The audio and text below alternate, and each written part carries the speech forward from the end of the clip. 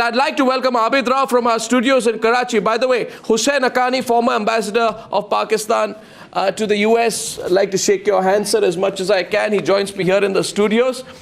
He is now a director at the Hudson Institute and one of the well-respected academics and writers and columnists operating out of New York. Thank you very much, Hussain Haqqani, for joining us. And with us is Abid Rao. He is joining us from Karachi. He's a well-known strategic affairs expert.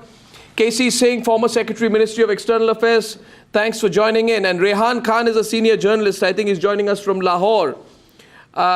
Rehan, thank you very much for joining us as well. I'd like to throw this first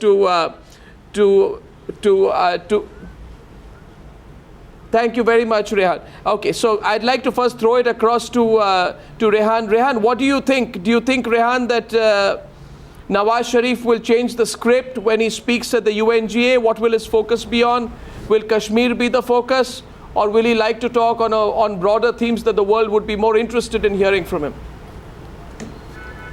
I think, Arnab, that we're probably hoping that he should be talking about Kashmir because a lot of people in Pakistan feel that the core issues, the conflict issues between India and Pakistan must be resolved before we can move on to friendly ties, particularly talking about trade. And that has been one of the main criticisms in Pakistan from his opposition and also from the Pakistani public at large, and that should really be the focus of his speech.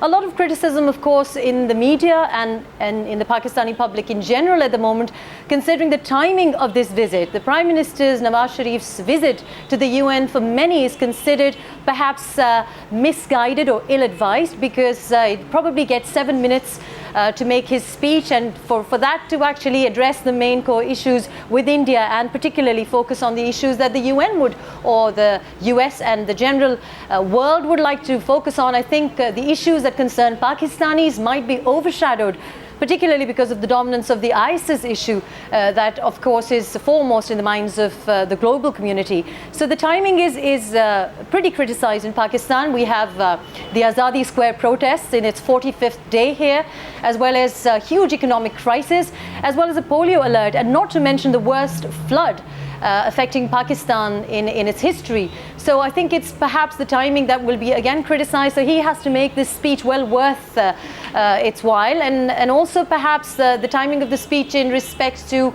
Karzai's speech, which probably will, this speech will precede the Afghanistan president's speech. And that again is a cause for concern for many people listening very carefully to the Prime Minister's speech here in Pakistan.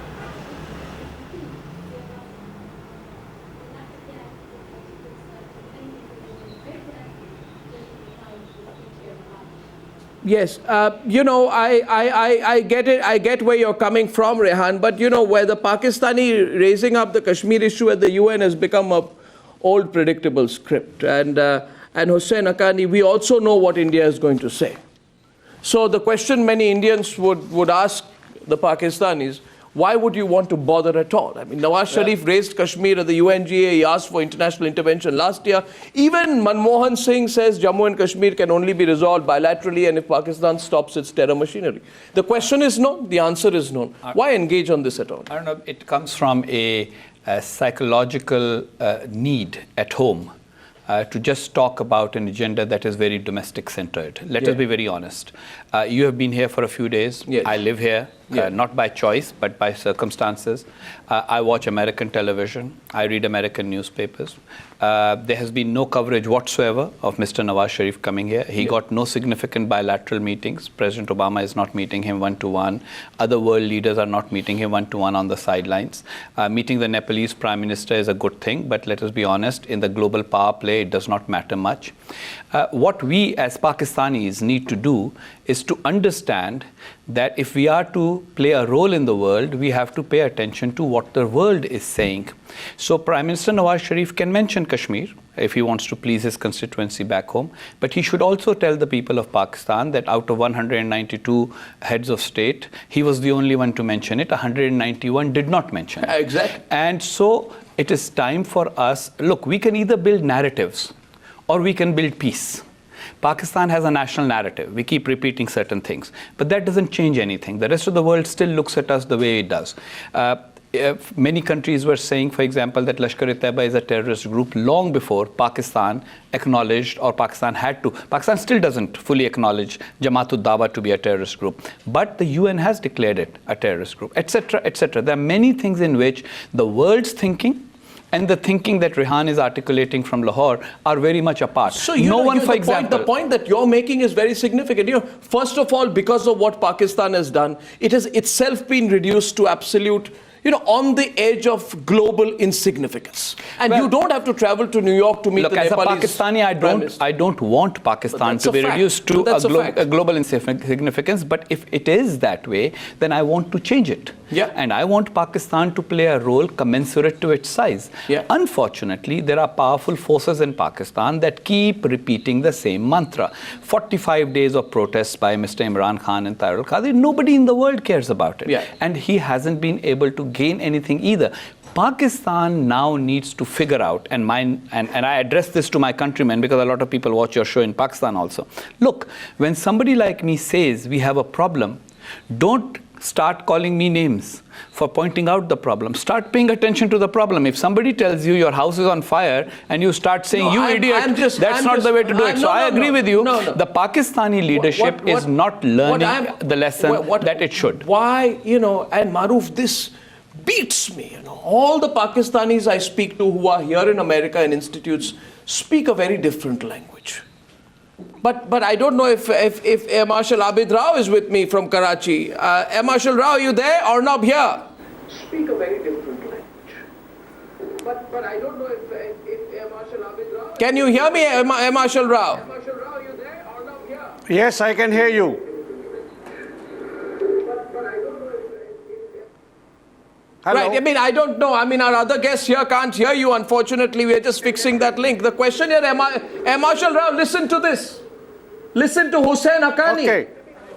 Listen to Hussain Haqqani, Air Marshal Rao. Can you hear Hussain Haqqani? Did you hear what he just said? Yes, I have just heard him. Yes, I have heard him.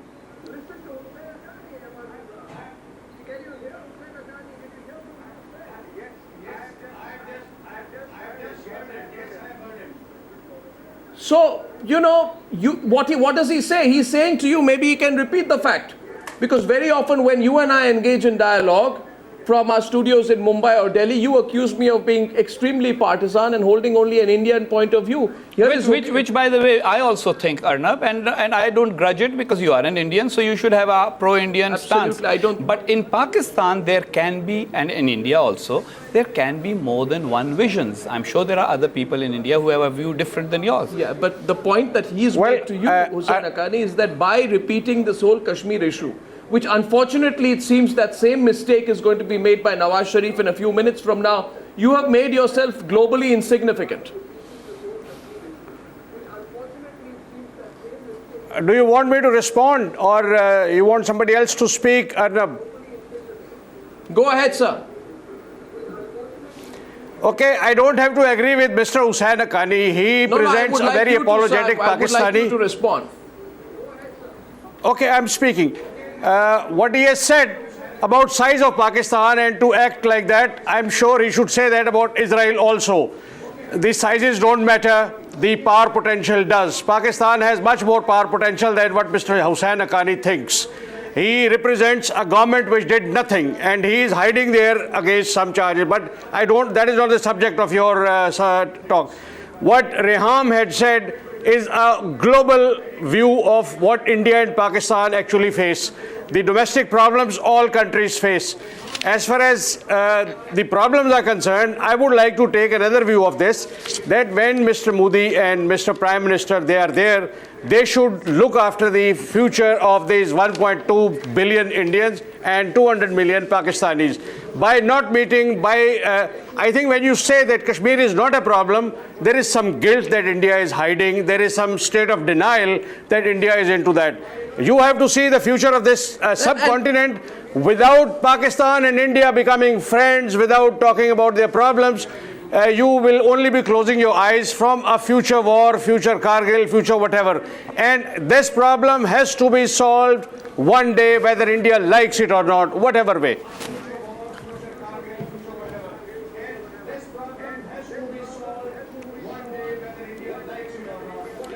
Arnab, my only response to the Air Marshal is that only the Air Marshal can consider somebody who's sitting on television as hiding somewhere. And there are no charges. He should tell those people that have been trying to pretend that there are charges against me to bring charges. Propaganda does not amount to charges, but that doesn't matter.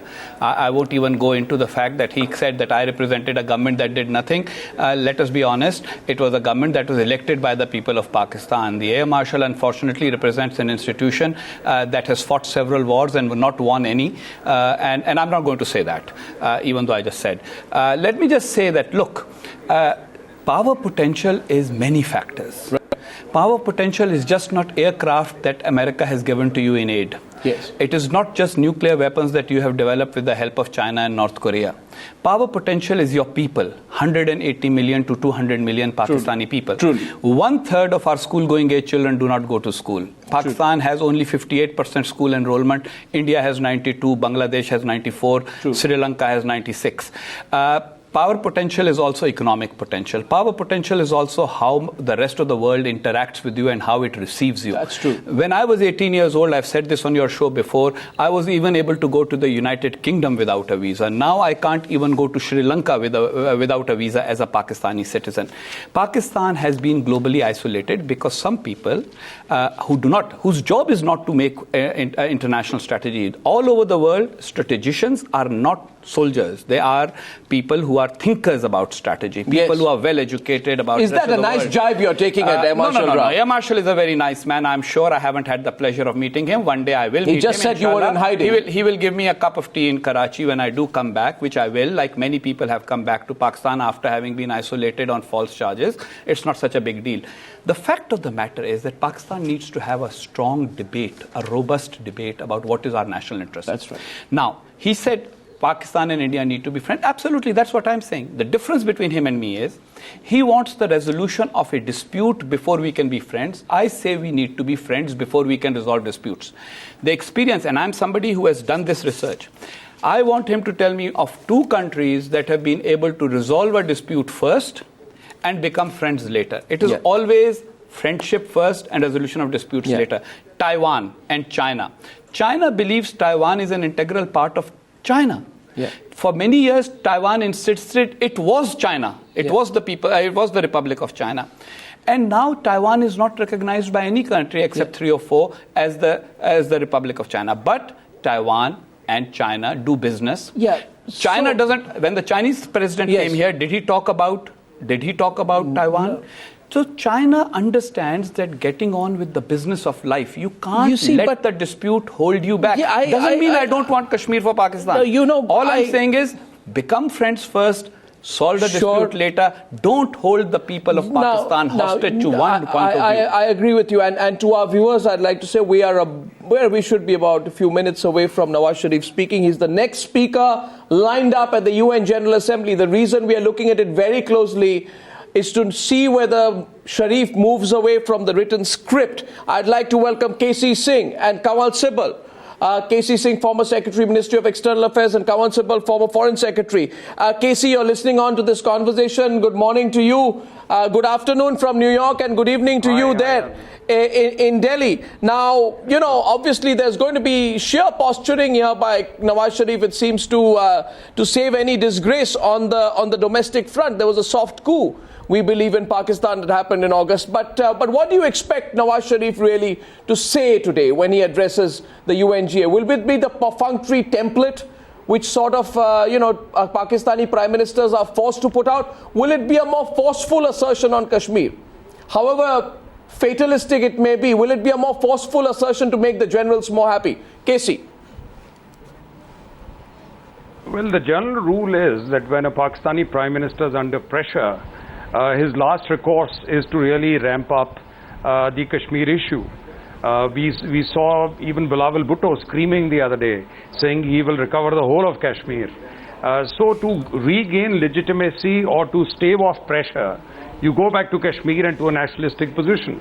There is a very reasonable position which Ambassador Haqqani has articulated. And then we found, of course, the standard position coming from Karachi and Lahore. So he will raise it. But how strongly he raises it, I think he will fall into a trap. because the mood at the United Nations has been dictated by President Obama's chairing of the Security Council on the terrorism issue, where they've discussed ISIS and passed a unanimous resolution saying every country must pass laws, very strict laws, to control funding of terror, and secondly, make sure that boys do not move and join terror groups. So here is a Security Council resolution passed 3 days ago. And then President Obama spent a quarter of his speech on ISIS. And the Americans are back via the air or via some presence on the ground in Iraq and Syria. Therefore, as they reduce their footprint in Afghanistan and their interest in Pakistan diminishes, their interest in terrorism hasn't diminished. In fact, President Obama has revived that interest. He realizes that this threat is seamless, is running from one place to the next, and this has to be countered. It'll have to be countered maybe for another 5 years, 10 years, till, it is, as he said, till it is eliminated in case of ISIS. So, the Prime Minister Nawaz Sharif would be well advised, if he is under pressure for domestic reasons, he raises it. He should not be too blunt about it. Otherwise, he will be compelling the Indian Prime Minister, not necessarily to enter into a retaliatory response, but to take it down the terrorism route. Because what is really blocking India, has blocked since Vajpayee's time and then Manmohan Singh's time, is this alteration. You start a dialogue, then terrorism comes in. You get interrupted, the same thing happens. This paradigm has to be broken. And I agree with Ambassador Haqqani that nowhere can you have, and that is the flaw in the dialogue process. You can't have confidence building measures. Yeah, sure. Sure. I agree with you, Casey. There couldn't have been worse timing, but the Pakistanis don't quite understand it. This issue, there has been rejection from the United Nations. Whenever America has been asked to pick up the issue, they have said we categorically reject it. We are not going to get into that sphere. Yet this issue is raised. In fact, sometime back, I'd like to get Kamal Sibal in quickly. Kamal Sibal, what are you expecting now? We're a few minutes away from Nawaz Sharif's address. Sometime back, the expectation was that he's going to go harder on Kashmir. Do you think he's got the timing wrong, and despite getting the timing wrong, he'll continue anyway? Or do you think between yesterday and now he would do some calibration and maybe pull back and be more reasonable? I think he will stress the Kashmir issue. I saw his speech last time in the UNGA, and I compared it with the speeches made by earlier presidents, and I found that his speech was harder in content. Now, when he has been talking about internationalizing the Kashmir issue, he wants third-party intervention. He's been asking the US and UK in particular to intervene in this dispute, and in many other ways he has made it explicit that he wants to bring the Kashmir issue on the front burner. And this is not simply pandering to domestic constituencies or trying to establish some kind of a rapport with the armed forces. I think there is behind this some genuine conviction on his part about putting pressure on India on resolving the Kashmir issue. And now that Bilawal has also gone to town on Kashmir and saying he will recover every inch of Kashmiri territory, and given the problems he's facing domestically with Qadri and with Imran Khan, and his equation with the armed forces having got destabilized, there will be all the more reason for him to stress the Kashmir issue. And finally, I don't think that Pakistan is facing a particularly difficult situation this time, and that such situations haven't occurred before. After 9/11, they faced an extremely difficult situation. After 26/11, they faced another very difficult situation. But their basic policies on Kashmir and terror have not changed. And I can't see this time Nawaz Sharif and the Pakistanis in general feeling particular pressure that they have to satisfy the international community on their terrorist affiliations, etc., etc. I think they might actually feel that the whole situation is moving somewhat in their favor, with Obama's whole policy with regard to terrorism having failed, and his withdrawal from Afghanistan becoming a fact on the ground, which gives opportunities to Pakistan to move forward. So I think there are different calculations that Pakistan can make. Well, Mr. Sibal, so Mr. Sibal, while you were saying that, my colleague Maruf Raza kept muttering, no, no, no, it's not a good time in Maruf's view for Pakistan to be raising this issue here. That's also a view in New York, that you couldn't have got the timing wrong. But one critical issue will be, how should Narendra Modi respond? I'll just like to quickly go into a break with pictures of Narendra Modi, who was just landed in New York, and there's this huge and expectant, if I may say so, ebullient and celebratory crowd which is there at the Palace Hotel. Okay, so this is a completely unexpected lines, but I think a lot more than what we had expected. Let's get quick reactions here. Maruf, I thought that if I compared this to last time, then Nawaz Sharif really went all out. This is 10 times more on Kashmir than he spoke the last time. The only thing he needed to say at the end was, I hope General Rahil Sharif is happy with what I have said. I hope he's happy, and I hope he's not going to take me on. Because not just has he repeated everything, he just repeated everything ad nauseum. He's talking about the plebiscite, etc., the fundamental abuse of human rights, that this is the core issue, it is the responsibility of the international community, we're willing to work forward with you, people have a right to speak on Kashmir, let's bring back the 60-year-old UN Security Council resolutions. Are you surprised by his angle? I'm a little surprised by how far he's gone. No, I mean, Arnab, I've been saying for more than a week now that, this is going to be primarily his thrust area. That he was, because he's in battle, there is a lot of political turmoil. He's just survived a storm. He's probably going to go back into another set of storms in Pakistan, because he is not going to be allowed to function on the lines that he had identified when he was running for Prime Minister, which was, areas of bilateral cooperation, etc. So he's gone back. I mean, everything he's ticked all the right boxes, if I was to... Yeah, but he was trying to look statesman-like, As I've said again and again, Arnab, that, quite clearly, Mr. Nawaz Sharif, and I think Hussain Haqqani Saab has said the same, is that he is going to be in a minority of one.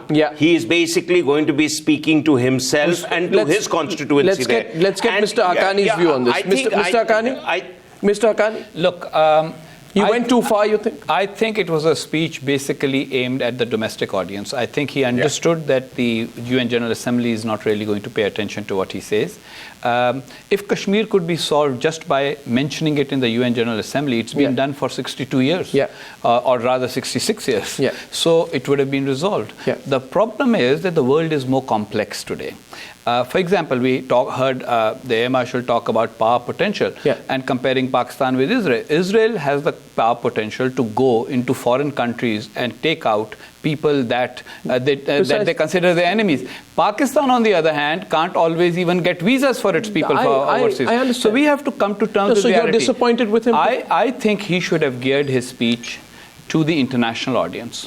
Because as far as the Pakistani population is concerned, we have enough people. Almost everybody on Pakistani television says the same thing. A real statesman would want the Pakistani people to know, where do we really stand? No, exactly. But then why? This is not going to change anybody. Look, I don't see even the Prime Minister of Malta, who's speaking right after him, standing up and saying, I've been very convinced by what Prime Minister Nawaz Sharif has said. We should put the Kashmir issue to vote again, which hasn't been voted in the UN since 1952. This actually invites probably, my question is, should Modi respond to this, KC Singh? Should he respond to this? Because one way of responding to the whole situation would be giving it one big ignore.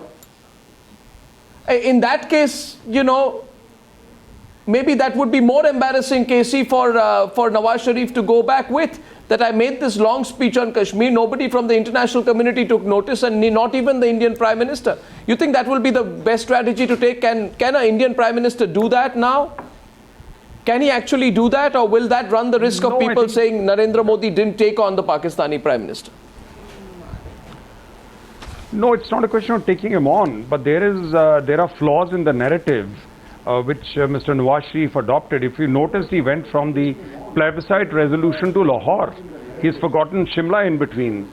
That doesn't seem to fit, because Shimla is the one which puts it on a bilateral track.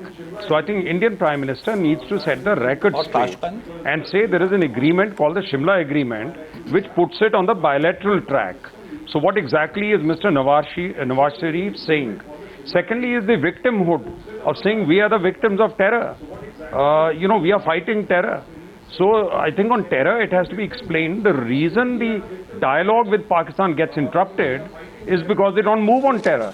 So I think on terror and setting the narrative straight, Mr. Modi will have to do it, and do it very politely, and tell him that please don't be selective with history and don't be selective with facts. You know exactly why. Even after 26/11, you're not able to punish anyone. And then you're giving lectures on why terror is global. They're finding an excuse in Obama's speech on Syria to say it's because it is global, so Pakistan is even less responsibility to act against people internally. This is very surprising. So, he just completely whitewashed portions of it, became selective. Actually, yeah, Casey, this, I think,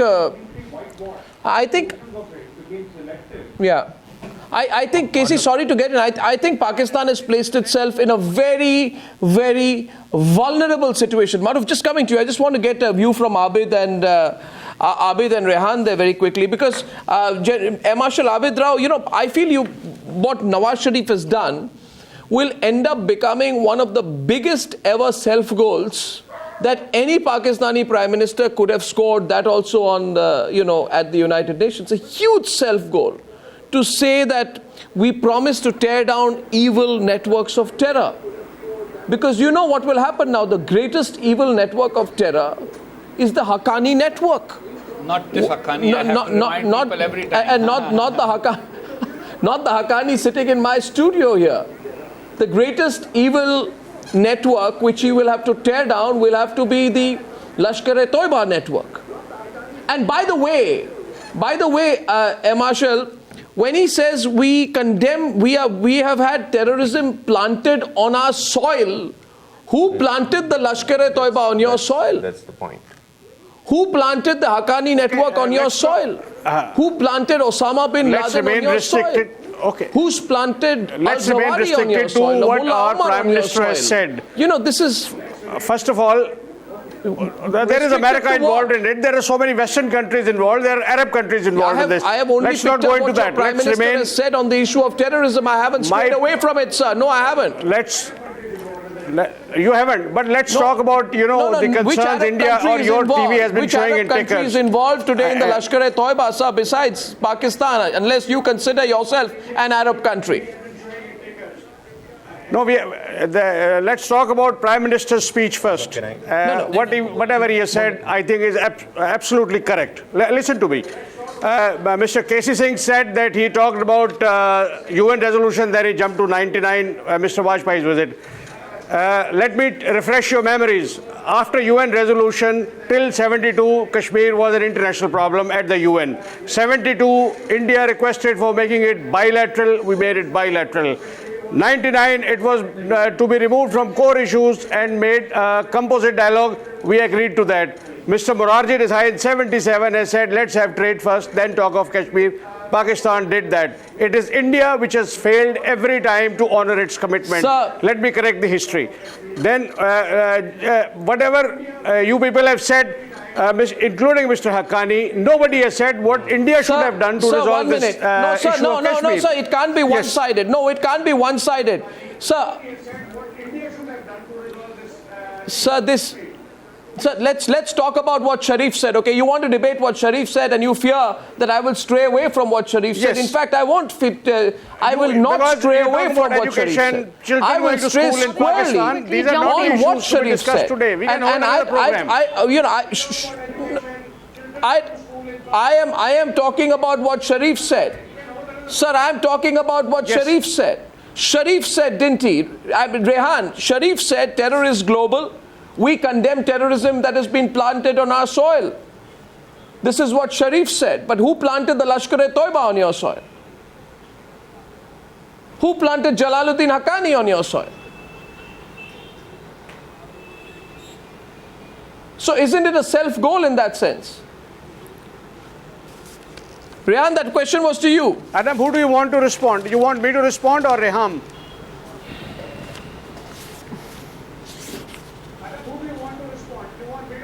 I just wanted to go to our guest in Lahore in a bit. I know you want to respond, but I'll I'd take like the to go liberty, across to our guest in Arnab, Lahore for a bit, if you don't mind, Air Marshal. Yes, please. I'll take the liberty, Arnab, and I must comment on the Prime Minister's speech here.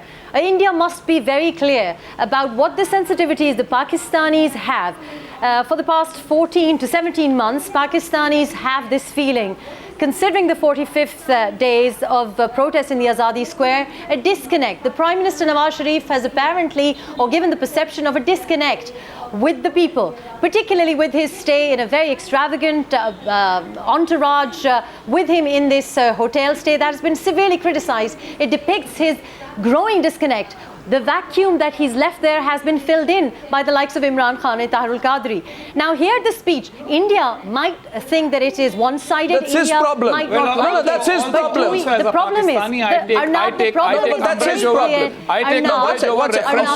take umbrage over reference to Azadi Square. There is no Azadi Square in Islamabad. Basically, it's the Parliament House which one party calls Azadi Square. It's very unfair of Rehan to try and talk about it as if it's an established fact.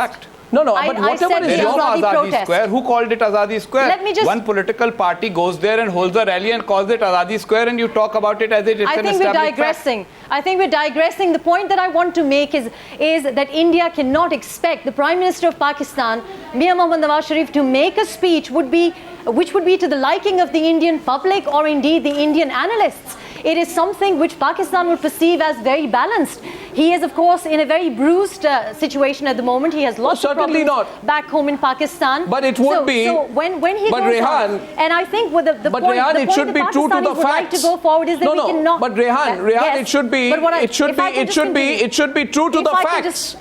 No, it's. If I can continue to make Rehan, my point. It's got to be true to the facts. I'm sorry to come in again. It's got to be true to the facts. I haven't had an answer from you. No, yes, but neither when you say that we are the victims, Pakistan is the biggest greatest victim double of standards, Rehan, right now are being supported by your own country. Rehan. Yes, but the day. Well, that's arguable. That's debatable. For a lot of Pakistanis, we would let's go be back and say that there has been foreign square and clear on the facts. I think in India there is foreign involvement. But what I'm trying to say, I seriously suggest. If I just direct you back to the speech, I seriously suggest, Rehan, that as a serious. If you view the speech. Rehan, just a minute, please. Can I just request you, just if you give me a minute here right now.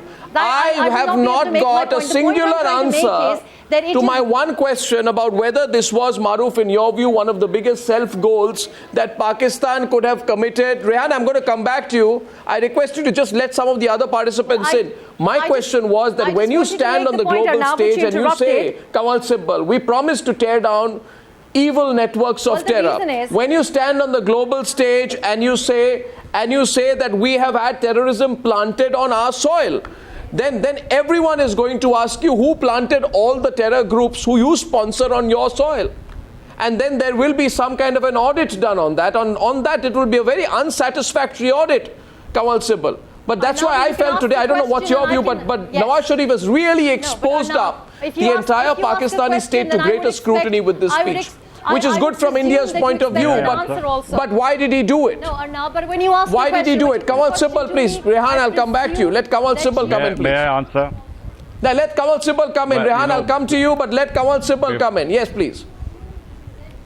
Yes, Kamal Sibbal, go ahead, please. We were speculating, before we started this debate, we were speculating what Prime Minister Nawaz Sharif may say in his speech, and I had told you that he is going to emphasize Kashmir, and he has done so, and I agree with you, he has done so in much harsher, stronger, more elaborate terms than even in his last UNGA speech. He devoted far too much of his speech to the Kashmir issue, raking up all the old specious, untenable arguments that Pakistan has used for 66 years. So I can't understand how he thinks that the arguments that they've used for 6.5 decades have any relevance today. And I also agree with you that this business of terrorism being implanted on Pakistan soil looks like it's a bit comical, because it's Pakistan that has been described as the epicenter of terrorism, and it has spawned so many of these groups.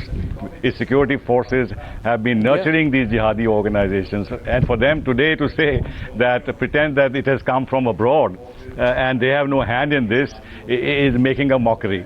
The third is that, if you look at his speech, when he began by talking about sustainable development, which was a very confused beginning, and where he linked that to peace and stability, regional peace and stability, and I knew he was somehow going to bring India in, because even for sustainable development, he was trying to target India. And then, of course, he said what he had to say about Kashmir. And then he went on to frontally oppose India's quest for permanent membership of the Security Council, and then he sought parity with India on the nuclear question. He wanted Pakistan to become a member of the NSG and wanted Pakistan's non-proliferation credentials, and that also to my mind was a bit comical, because Pakistan has been the source of proliferation of nuclear technologies to Iran, to Libya, and to all sorts of countries, and we know this affair of their AQ Khan and everything else. But they have no sense of, how should I say, a balance when they talk about this. There is no self-consciousness that when they're going to say things, they will be queried and they will be looked upon carefully as to what the Pakistan is trying to say, but they're not self-conscious about it at all. And therefore, your point, Arnav, that they have scored a self-goal or he's put himself in a tight spot, I don't think it bothers them very much, because they've been doing this all these decades and they've got away with it. And people are going to ignore this. And last thing I would like to say is that Prime Minister Modi would be well advised not to try and respond to this what surprises me. It's not worth it. Yeah.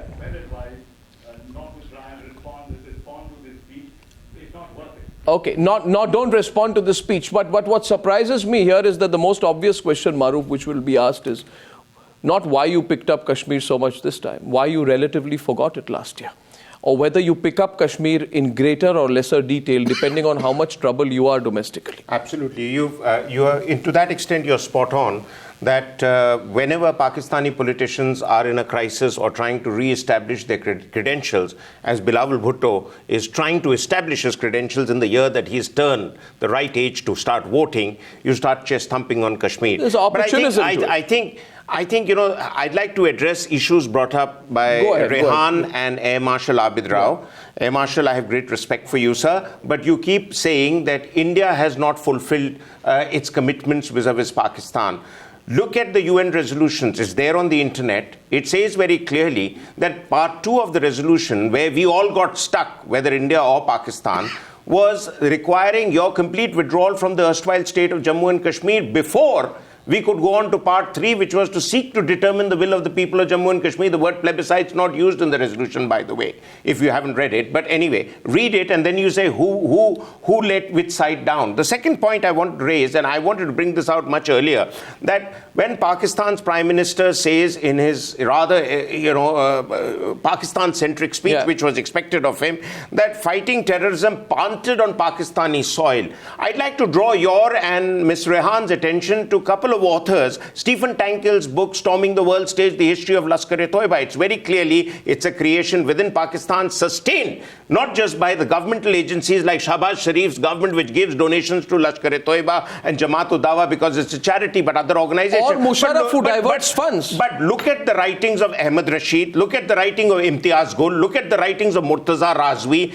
Do I need to quote more people outside of Mr. Hussain Haqqani and, of course, Khalid Ahmed, who keeps regularly writing in Indian newspapers, to say that Pakistan's caught up in a trap? It doesn't know a way forward from that. And most importantly, sir, you keep talking about India's commitment. India's commitment is also to the people of Jammu and Kashmir. And if nothing else, the recent flood relief efforts by the Indian Army, which has brought in praise from all quarters, shows that India cares. In fact, it is not just that India is completely obsessed with its own line on Kashmir. And if you care for Kashmiris, what do you have to offer? Kashmiris want two things. They want financial betterment, And are you in a state to provide them that? Or they want a certain sense of security, and the way you have been knocking out Shias in your society, and Kashmiris, bulk of them being Shias, what sense of security can they hope for, even if, hypothetically speaking, Kashmir goes back to Pakistan? In fact, Maruf, you know, what the greatest takeaway from this, and I'm going to go across to Rehan and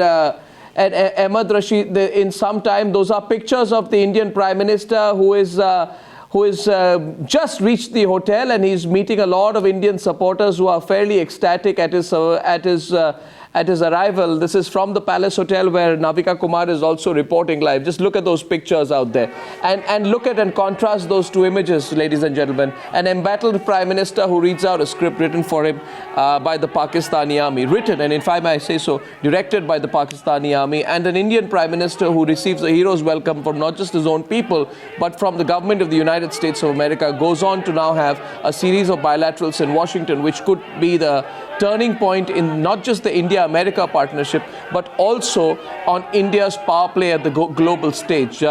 It's so ironic that at a time like this, both the entry and the exit of Pakistan from the global stage, and the very strong re-entry of India into the real power play at the global level is happening at the same time. You turn the clock back 50 years at the time of the Cold War, when America made the mistake on investing in a country called Pakistan, and you see many people, many American observers have themselves said that India turned out to be exactly what exactly the opposite of what Pakistan has turned out to be.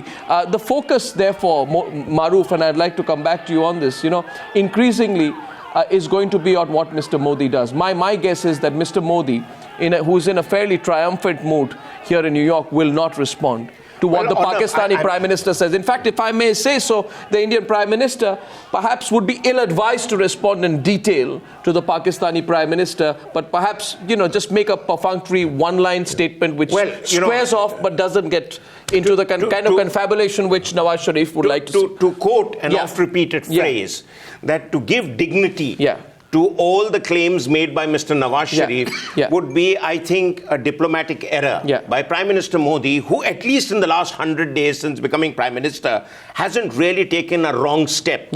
Diplomatically even, which is an area where he is completely new. I take your view. So there is one issue. And the second thing is that I haven't seen, at least in the last decade or more, any Indian leader getting this kind of reception in the United States from the Indian community, and the kind of emotional outpouring that Mr. Modi is getting. It's like almost, they've been waiting for this messiah to arrive for decades. Yeah, I think that's the American security. They also don't know how to deal with this situation, this unexpected situation where such fanfare follows the arrival of a foreign dignitary. Narendra Modi, clearly the rock star in New York this morning. I'd like to go back to our Pakistani guest. The question everybody is going to ask you this, and I think Maruf put it extremely eloquently, Marshall, is why do you use not just the Kashmir issue, why do you use the people of Kashmir?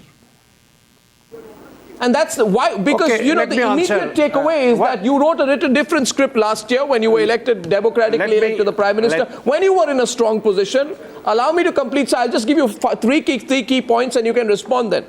Last time, one second, he did not rake up the plebiscite issue last time. He rakes it up now. Okay, he spoke about human rights violations. He discovers it now. It's a recent discovery. He didn't do it the last time, sir. No, let me complete, sir. He plays victim vis-a-vis the cancelled talks. He tried to be statesman-like, demanding the talks. There's a clear departure in the script that he is reading out. The only suspicion which we have here, which is probably right, is that he didn't write the script. The ISI wrote the script and handed it over to him. Yes, sir. Why do you use the people of Kashmir in such an obvious manner? Okay, now just give me 2 minutes. ISI writes the script or Pakistan Army writes the script. They are Pakistani organization. You should not have any problem with that, number one. Number two, he is Pakistan's Prime Minister and he has to do what people of Pakistan feel. Number three, Mr. Maruf has quoted yes, we do, the because UN resolution. but then you might as well send the Pakistani army chief to deliver the UNGA speech. Sir, then you should. Why should we not have a problem with it? We'd have a big problem with it because we knew Nawaz Sharif. He was very mellow on his Kashmir references last year. Now he takes a very different position. Mr. Nawaz Sharif can personally be a very good friend, but at you are state level, you are making an admission that if a general writes your speech, you should not have an objection with it. Hussain Haqqani is smiling away as you say that. Mr. Haqqani, would you I like have to no respond problem to with that.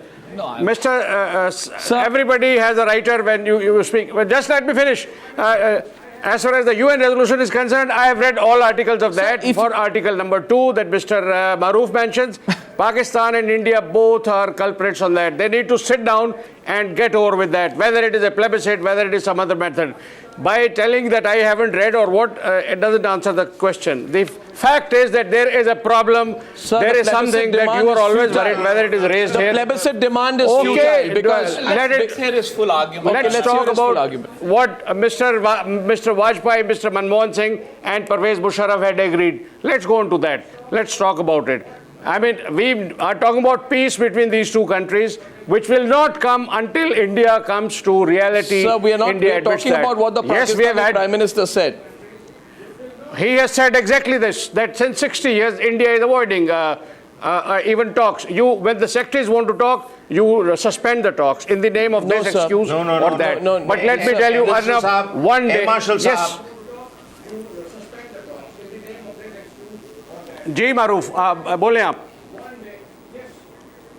Marshal Saab, with due respects, I have great respect for you, but I want to just bring to your notice 2 or 3 quick points. One is that I think Pakistan failed to read the fact that India's new government was writing a new script. It was turning the corner, whereas obsessed as you are with going by your own historical benchmarks, you went on to do something which is engage with the separatists. India has made no friendly gesture. We should still talk to you. When this government says either you talk to us or talk to the separatists, that's one. Sir, hear me out. I heard you. Second point is, my humble submission to you, sir, and my friends in Pakistan, I don't think I have too many, but let me tell you that the window to seek and extract an arrangement with India is closing for Pakistan. Our economy is 16 times bigger than yours. By 2020, it will be 25 times bigger than yours. And by all senses that I have of the mood in India, people are not going to be willing to listen to you for too long. So if you wish to sit down and talk to us, it will be nice if you talk to us within the red lines that the government of Modi has defined. So Maroof, I'm going to take a very short break here right now. I'd just like to say before I go into the break, the Pakistani Prime Minister has raked up the issue of a plebiscite in Kashmir again. Now, what he doesn't realize there that it is the greatest exercise in futility, because if Pakistan insists on a plebiscite, the standard reply from the Indian side is and will be, is it first willing to withdraw all its troops from Kashmir first, as mandated by the UN resolution? And as long as you don't do that, then you should really watch your words. In fact, to our guests in Pakistan, and Mr. Pirzada joins us, I don't know who wrote this script, but if I may say so, it is an illiterate man who wrote this script, a man who has neither an understanding of diplomacy, nor a person who has an understanding of history, and I suspect strongly a Pakistani military hand behind this script. We'll talk about why Nawaz Sharif read out this blooper of a script when I come back on the other side of a very short break. Welcome back. Sometime, it was not some very long back that the Washington Post put out a report which had said that that in return for the intervention that the Pakistani military did when Nawaz Sharif was facing that soft coup in August, the exact quote from the Washington Post was that it appears that the military has exacted a price from the Prime Minister.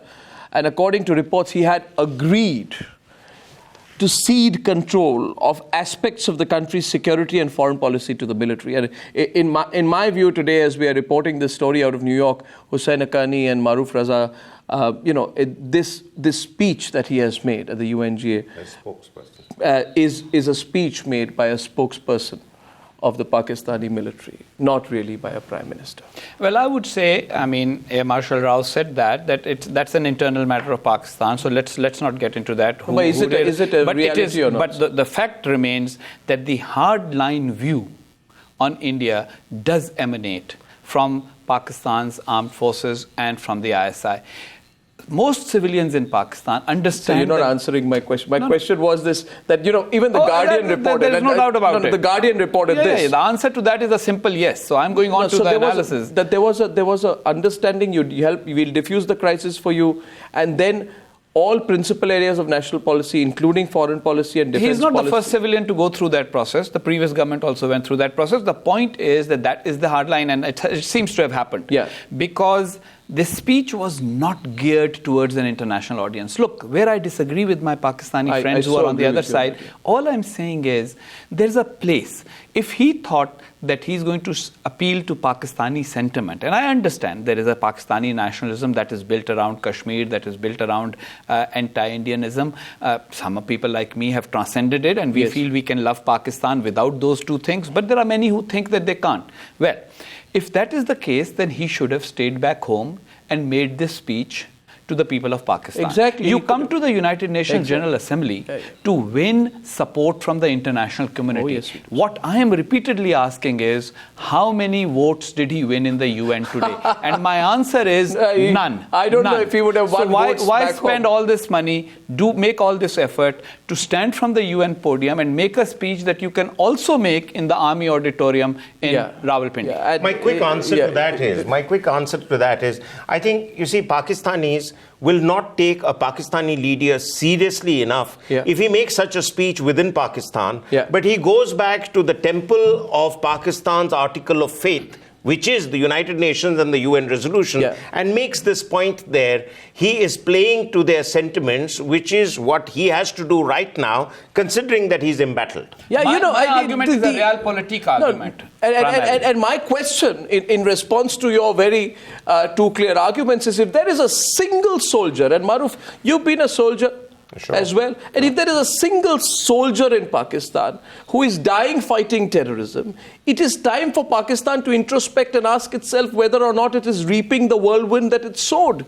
Absolutely. That's the more fundamental question. I think that was a bigger point where he actually walked into a trap in his speech. And I think the problem actually, and I'd like to go back, Syed Tariq Pirzada is there with us, and Marshal Abidra is with us, and Rehan is also there with us. The problem of being myopic in the execution of foreign policy is that you're going to compromise your country's long-term interests, Mr. Pirzada.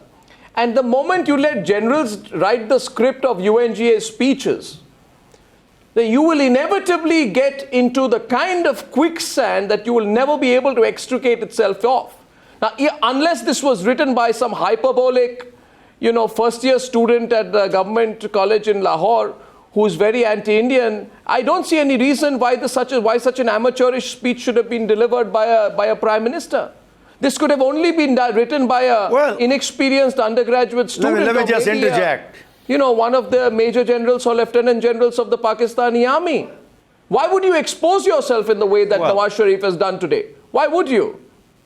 Let me answer that. Well, this is a script that is written in the heart of 200 million Pakistanis, number one. Number two, you have a traitor sitting next to you, Hussain Haqqani. He's a deserter of law, and he must be behind the bars. Number three, what Prime Minister Nawaz Sharif has done, he has regained the moral high ground at the world stage. Are you going to come and arrest him? Has he no point of view? And secondly, he has to get... No, one second. First, he has to break below the belt. First, he has to get some court to issue my warrants, which have not been issued. So, Mr. Pirzada, personal attacks not allowed. That is not the civilized way. Unfortunately, you are doing what you do in Pakistan. That is why you are not heard abroad. So, I suggest that you keep quiet on the personal front. And if you are going to call me, names, I am not going to tell the truth. You're going to make it very obvious how lacking in intellectual capability you are. You need to shut up. I have known you a long time. Shut up. Sir, you are Mr. Pirzada. Mr. Pirzada, I am not going to shut up because you tell me to. I'm going to intervene. I'm not going to let this happen, Mr. Pirzada. Now I ask you a question. One second, Mr. Pirzada. Let me come in, please. It's a serious discussion. 1 minute, Mr. Pirzada. The stage is One second. First, please, please. This is a serious discussion. The stage and the mic this is a discussion on your Prime Minister's speech at the UN Security Council, And let me at the finish. UN General Let me Assembly. move on to And the if next you have point. no answer to my Let me very move on focused to the next question, point. and if your only attempt to extricate I did yourself from answer a that. rather sorry I said situation it is you a are in where you have no script answer is by written in the attacking Hussein heart- Haqqani personally, It's a- then I it's a won't let you script do that, written sir. in the heart Let of Hussein, every you Pakistani. question It's a Hussein Haqqani script on facts. written in the Don't heart use bad of language every and don't get Pakistani. personal, sir. No, I won't allow that, sir. And let me remind you, you guys are upset because a court in New York has issued a notice to your murderous prime minister. That's what it is.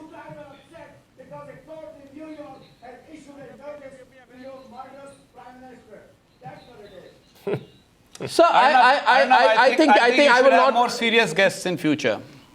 Yeah, I was expecting a clear answer, but if you would, I'm surprised, Mr. Pirzada. He talks about 200 million Pakistanis. The Prime Minister who's been elected by a billion Indians. He calls him a murderous. That's not civilized discourse. Yeah, he is. Look at the history and of I request you Go to be civilized, Mr. Pirzada, not just towards Mr. Hussein Haqqani. I certainly urge you not to use language which will embarrass you and your countrymen when you are referring to the democratically elected Prime Minister of India, Prime Minister Narendra Modi. Now, if you are going to use language that I will not accept vis-a-vis our Prime Minister, sir, I'm sorry to say this to you, I will not allow you to participate in the discussion if you are going to refer to the Indian Prime Minister in the kind of sorry language which you use, Mr. Pirzada. And let that be my final comment to you on this subject. Now, let's go back to the substantive part of the discussion. My question was, and I hope I have a more serious response from Air Marshal Abid Rao on this. So why would you read out a script that has so many aberrations within it? Why would you, sir? Why would you change your line on Kashmir compared to last time? And why are your references to terrorism, first of all, so cursory and almost glossed over when compared to your detailed references on Kashmir? And even on the issue of terrorism, sir, when Nawaz Sharif said that we have had terrorism planted on our soil, would you care to clarify, sir, who sowed these seeds of terrorism? Who did? Okay. You tell me, Air Marshal Abid. If Pakistan had done that in 80s, roots. It is our now right to change our policy. Global scourge. Where it becomes a global even if we had done scourge. that in 80s with CIA, And on the verge of becoming a pariah state. Al-Qaeda was fighting America. Say again, please. Sir, you did it as recently, you continue to do it. I'll just quick rebut, you continue to do it, and everyone across the civilized world, whether it's India or the United States of America, knows that Osama bin Laden was found on your soil with the patronage of the Pakistani army, and I'm just placing that for your reference, sir, unless you want to get into a blind spot. Okay. These forces were created for a specific purpose at a particular time. Today, if they are hurting Pakistan, Pakistan has all the right to make a U-turn and eliminate them by force. And Pakistan is well within its right to say that, this terrorism needs to be eliminated, and this has its branches in Syria, so it's an Iraq. Admission. It has its branches elsewhere in the world. That's an admission you made. That is I have no shame in saying that. They were created and then, they need to be eliminated. That's the right policy. Number two, whether, I didn't say that an army general wrote the speech or what, but anybody in Pakistan can write the speech for a prime minister. Marshal Abid Rao, yes. Yes, I am listening, Maruf. Marshal Rao, sir, hats off to you. This is, I think, to my mind, at least the second time that you've admitted on this channel that Pakistan did create these forces which are now eating into Pakistan and its people. And I think it's absolutely. Very important it is that no there hidden are fact. sensible minds like you who at least know where the problem comes from. And unlike Prime Minister Nawaz Sharif, who has gone on the UN today and said that forces of terror planted onto Pakistan, not making any mention of homegrown terror outfits which are biting the hands that fed them. So I think it's a very important admission. I think more importantly, may I request you humbly, sir, and also Mr. Pirzada, with whom I very rarely agree, but even then, may I request you, what is your long-term vision statement between India and Pakistan and the people of Kashmir? What is the vision? Beyond seriously, Maruf, just let me finish. One word on this. One word. Just Maruf, 1 minute. One word, one line. All right, let me hold on. Mr. Pirzada, just give me 1 minute, My please. turn. Okay. What Tariq Pirzada seeks, what he very rarely seeks. Tariq Pirzada seeks tonight what he very rarely seeks. He seeks only an opportunity to speak one line, sir. Okay. Your 1 line and 10 seconds start now, sir. Please one go. word about hatred between India and Pakistan. I do not agree with Mr. Hussain Haqqani that there is a hatred, for India. We all love Pakistan without hating India. I belong to the armed forces, community, but I am the biggest proposer of peace between these two countries. We don't have to hate India. There is no reason. But let me tell you one thing. People of Pakistan want friendship. People of India, I believe, want friendship with Pakistan. It is Indian media, Indian bureaucracy, and armed forces are well within the right to hate Pakistan. I grant them that grudge because, after all, they have to fight somebody. Now, Mr. Pirzada can speak. All right. Yeah. Let me just quickly say two things. Remember one thing. Sir, I've been saying over the years. Sir, you are straying away from the discussion. Let me say something, Arnab. Come on.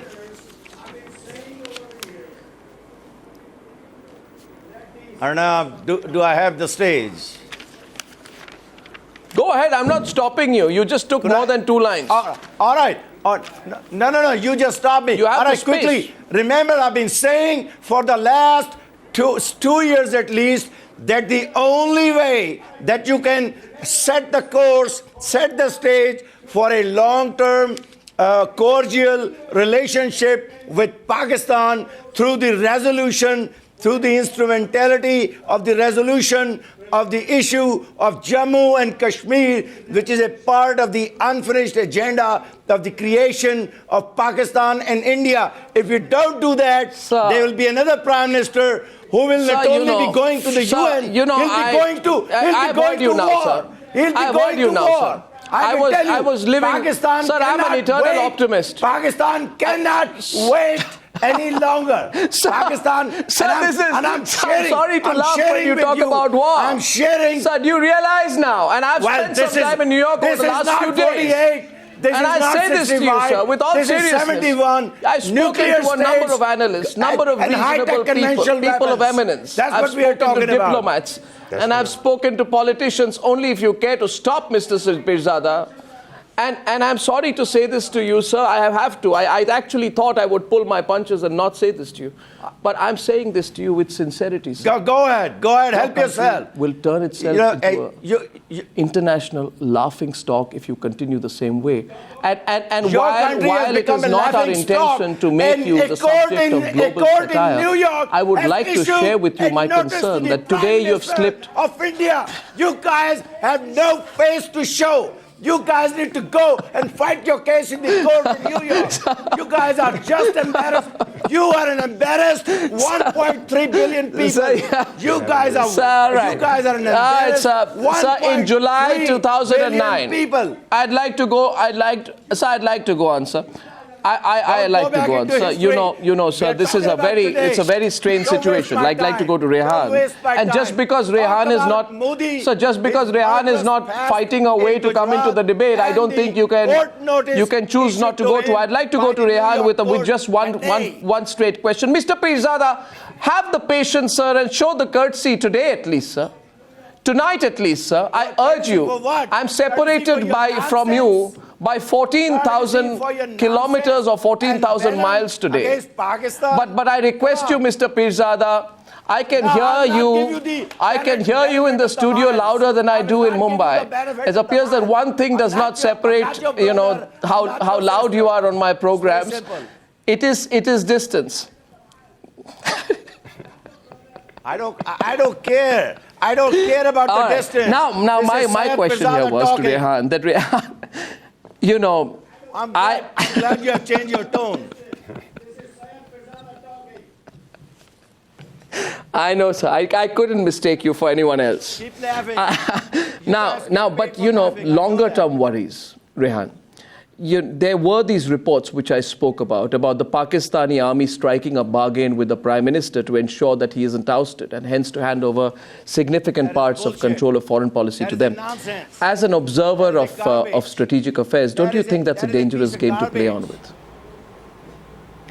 I think, Arnab, that we fail to, we perhaps forget very conveniently that it isn't. Sir, let Rehan answer that. So yeah, yes. Adjectives are colourful and amusing, but let Rehan answer that. Thank you. Yes, I think we have to move on from screaming matches. It's very important to realize that the Prime Minister has made a speech on an international forum. Where would be a better place than to raise Kashmir as an issue? Are you denying the fact that it is an internationally recognized conflict? This is our only platform that we can voice our concerns. And I take an issue with the fact that you say that this is a script handed down to the Prime Minister through the establishment or the services as well as the military. This is something that in Pakistan people rightly have very deep concerns. I have part of my crew from a Kashmiri origin, and we have deep sensitivities, and this is a perfect forum to raise it. You raised the issue earlier in the show about us Pakistan becoming isolated in the global community, but the fact that the UN has been ineffectual, it doesn't really make it doesn't really make a difference either way, which is why I said in the beginning whether this was the right time for the Prime Minister Nawaz Sharif to leave the country and go address at this forum. I think that we have conveniently forgotten that this was part of his mandate. People in Punjab and people in Pakistan have voted for this Prime Minister, allegedly through a heavy mandate, because Kashmir is an issue. These are the issues that the Pakistani politicians and the Pakistani parties Rehan, if get this a was vote his for. mandate, So this is if this was his mandate, just a quick question to you, Rehan. If this was his mandate. No, if this was his mandate, just a quick counter to you, because I disagree with you in your analysis. If this was his mandate, then why did he discover this mandate only now when the domestic audience is baying for his scalp, where the army has leverage over him, that he decides to go ballistic? How did he discover his mandate after having a gun put to his head by the generals? Let me remind you. How come he didn't do it last year? Where was the mandate last year? I take an issue with that. Arnab, I take an issue with that because it's a provocative statement by you. It is a provocative statement by you to allege that the Pakistani army has a gun point to a democratically elected Prime Minister. I think you forget the fact that recently the military has been praised for keeping a very respectable distance. And although the democratically elected parties have... I didn't make a statement. No, I didn't make a provocative statement. I made a very objective saying that the army is holding a gun point. Maruf, quick response. I have a minute left. Hussain Haqqani and Maruf. Has been held on gunpoint. That is a provocative statement because that's something that we would disagree with in Pakistan. I think Rehan, Rehan, just a minute, please. Couple of minutes to Hussain Haqqani. You have a valid point about the gun being held, etc., being an image that you don't want to talk about. But I think what Arnab was really saying was that if it's just about the mandate, why was it milder last year and harsher this year? Why doesn't the mandate translate into the same statement every year? Yeah. And I think that is a valid question for us Pakistanis. If you allow me to respond to that. Now I have three Pakistanis on air right now, one from Karachi, one from Lahore, one from Islamabad. One has called me. One has called me. The response from... Let Mr. Haqqani complete. I have a minute, please. It's fair to let him... Let me complete in 30 seconds and then you can respond in 30 seconds. So my 30-second point is that unfortunately, it is, in my humble opinion, an error for Pakistan's sake to make Pakistan's entire foreign policy, however important the issue, to make it centered on only one neighbor and on only one issue. I think we have much bigger role in the world. I agree. For the future, we need to engage all of that. By the way, I'm not saying, as a Pakistani, I'm not saying we need to ignore Kashmir. All I'm saying is there are bigger issues of cooperation around the world that need to be focused on.